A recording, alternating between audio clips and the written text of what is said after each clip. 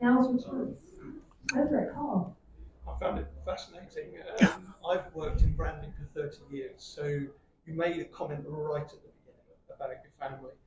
And I was going to ask you how that, because I believe brand is all about the effects of our life.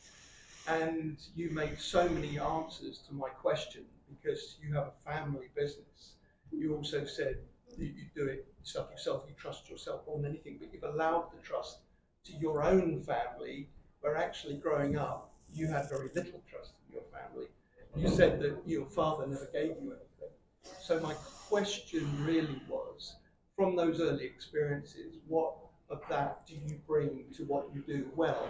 You obviously care, you've got a hell of a lot of integrity with those people that you had to let go. But I wanted to go back right to the beginning. What is it that those early experiences brought into your life that have so much profound effect? So my early recollections of life are sitting on my dad's knee because he's come to visit us, which he did every week. And my sister would be sat next to my mum. We would both be crying because these two are just constantly arguing. I don't know how old I was then. It was very early. It was definitely preschool. I do have that recollection. So that leaves a scar that you don't want to pass on. And then a few years later, I was talking to a school teacher, uh, and he also came from a broken family, and he said something to me that I didn't realise at the time. That when I said yes, I actually didn't realise that I subsequently meant that. And what he said to me was, doesn't it make you more determined that when you get married, you'll make it work? And I said, yeah, of course. Anyway, 36 years of marriage later, I'm still trying to make it work. Still rolling your eyes. Still rolling my eyes. I mean, yeah. Yeah. So yeah, I guess that early experience that you've just reminded me of. Thank you. No, I'm joking. I guess that sort of again made me the person who I am because yeah, that's probably why we have this rule: don't go to bed on an argument, because I just saw too many arguments when I was. I got that right at the end. Yeah, yeah. No, that's right. Thank you for asking. Am I allowed to add? Yeah, you can add. I forget because you probably mentioned it to me once or twice, but you say Grandad never sort of taught you stuff in business, and I would say that what that's done is you try and teach us everything, not just in business. You're always sharing. You don't expect us to do it, which I value, but you share experiences, you share thoughts, you share your wisdom. So I will never be able to turn around and say, well, my dad didn't share anything in business, he didn't teach me anything, because you try and do it, I think, with Lucy and I all the time. Yeah, it's difficult for parents, isn't it? I remember Hannah saying to me once, "Why won't you let me make a mistake?" And of course that's a very good question, because as we all know in business, what's the famous saying? If anyone that hasn't made a mistake hasn't made anything. And it's very good and it's very true. And I think the reply I gave to Hannah was that, well, if you're driving your car and you're about to drive into a brick wall, I'm going to stop you from doing that. So I guess there's a line, isn't there, between allowing someone to just fall off their bike and scratch their knee and go too far and end up killing themselves.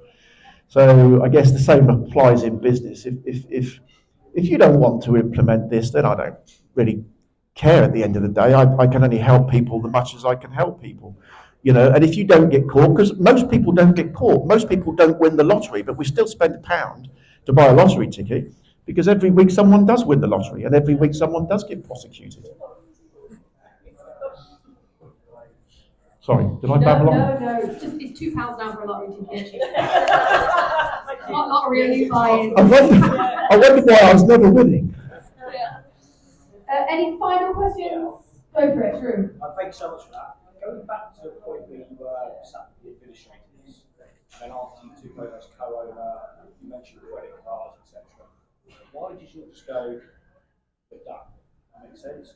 I ask this question because I'm not in this position, luckily, I hope I never am. But then at what point do you go, I'm going to risk credit cards, a mortgage, a family home, or actually, do you know what? Shit's a fan, let's move on, all it away. So the banking crash was not my fault. The state of the business was not my fault. I was not in charge at the time. I took over when it was too late. But the ship still went down on my watch. And that was painful. And I was given an opportunity to correct that. So I took it. I was very embarrassed about what had happened. I didn't tell anybody outside of the most immediate people that knew that this business went into administration while I was managing director because I was embarrassed about it. And it wasn't until I was talking to a business friend of mine and he said, no, you've absolutely got to tell that story because you know exactly what it's like to go through that. And that's an important lesson that you can help people with.